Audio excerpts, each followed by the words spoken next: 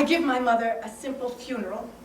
A week later, I pack a small suitcase and buy a ticket to Frankfurt with a train linked to Heidelberg.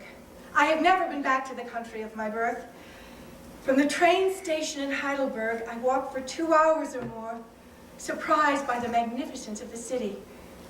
My mother and I spoke German to each other until I was a teenager, when, like many children of immigrants, I started refusing to speak anything but English.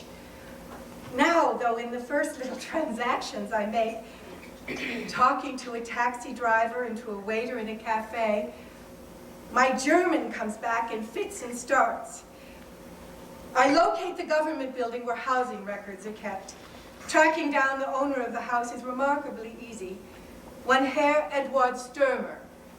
The city registry is orderly and efficient, true to German stereotype. The phone is answered by a man who informs me that Herr Stürmer, his father, died a little more than a week ago. I'm terribly sorry, I say, aware of my American accent and also the uncanny coincidence. A little over 2 weeks ago, my own mother breathed her last. The man asks why I am calling. I find myself absurdly and without thinking, blurting out that I'd like to rent the house. And oddly, without asking how I knew the house was available, Herr Stürmer's son says yes, that would be fine. I hang up the phone and look out into the street, aware of how everything seems uncannily familiar, and yet completely unknown. My mind is racing with practical details that 10 minutes ago would have made no sense whatsoever. Quitting my job, subletting my apartment in New York, several hours of phone calls. That's all I need to undo my life. In any case, here I am. 3 days later, with all the arrangements made, my life in New York put neatly in storage. We meet at the son's residence in a leafy suburb. We come to a quick agreement for what seems a ridiculously low rent.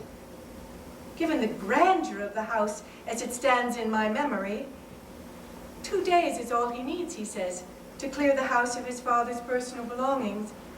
My father lived a simple life, the son tells me. Besides, the house is small. The move shouldn't take long. I'm a little taken aback. How can anyone refer to the house as small, even taking into account the distortion of childhood memory? How long did your father live in the house? Why, it's the house we grew up in, the son replies. During the war, so many houses were abandoned. I believe the house stood empty for many years.